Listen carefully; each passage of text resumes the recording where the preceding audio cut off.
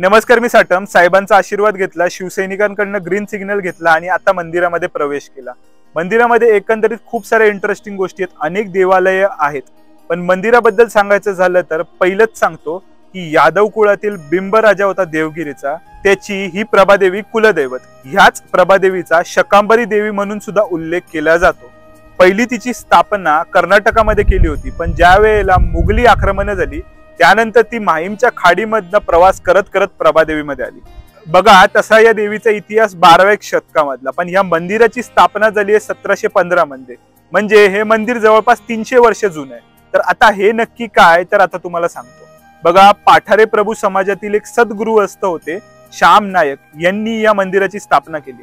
त्यांना एकदा रात्री स्वप्नामध्ये येऊन देवीने दृष्टांत दिला आणि माझं मंदिर बांध म्हणून त्यांना आदेश दिला आणि त्यानंतर या मंदिराची स्थापना झाली. बघा, एकंदरीत प्रमुख 3 देव्या ह्या मंदिरामध्ये तुम्हाला भेटतात. त्यापैकी पहिली म्हणजे प्रभादेवी आणि तिच्या 2 बाजूला 2 देव्या आहेत, त्या म्हणजे एक तर चंडिका देवी आणि दुसरी कालिका देवी. अजून खूप सारी देवालय तुम्हाला इथे भेटतील, जसं की लक्ष्मीनारायणाचं सुद्धा देवालय तुम्हाला भेटेल, साक्षात शिवशंकर, गणपती. आता शीतला देवी बद्दल इंटरेस्टिंग कॉन्सेप्ट अशी आहे की जर तुम्हाला त्वचेचे कुठलेही आजार झाले असतील तर या शीतला देवीकडे तुम्ही साकडं घालायचं. एकंदरीत ती या त्वचेच्या रोगांवर मारक आहे.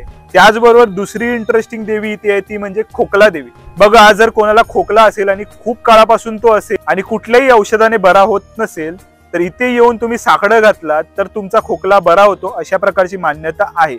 आणि इंटरेस्टिंग म्हणजे या देवीला कुठल्याही प्रकारचा मोठा नवस म्हणायचा नसतो, तर या देवीचा नवस पिठाच्या आणि मिठाच्या स्वरूपामध्ये फेडला जातो. आहे की नाही इंटरेस्टिंग गोष्टी सनातन मध्ये. बाकी तुम्हाला पटत असतील तर तुम्ही त्याचं अनुसरण करू शकता, नाही पटलं तर सोडून द्या. पण मी कायमच सनातन मधल्या अशा इंटरेस्टिंग गोष्टी तुमच्यापर्यंत घेऊन येत राहीन, कारण ती माझी जबाबदारी आहे. हे एक सद्गृहस्थ काका भेटले, त्यांनी बऱ्याच गोष्टी सांगितल्या. एक इंटरेस्टिंग गोष्ट त्यांनी सांगितली ती म्हणजे भटजी जयवंत जोशी यांच्या पिढ्यान पिढ्या या देवीच्या सेवेमध्ये रुजू आहेत. आजही त्यांच्या पिढीकडे या देवीच्या पूजेचा मान आहे. काही काळ मंदिरामध्ये थांबलो, देवीच्या शक्तीचा अनुभव घेतला आणि त्यानंतर बाहेर पडलो पुढच्या प्रवासाला. पण बघा, काय असतं माहितीये का, जत्रेमध्ये वेगवेगळ्या गोष्टी विकायला आलेल्या असतात. तुम्ही एन्जॉय करायचं असतं आणि त्यानंतर परत आपल्या सत्कर्मामध्ये यायचं असतं. पण काही लोक आहेत ना, त्या गोष्टींचा उपद्रव करतात. अशी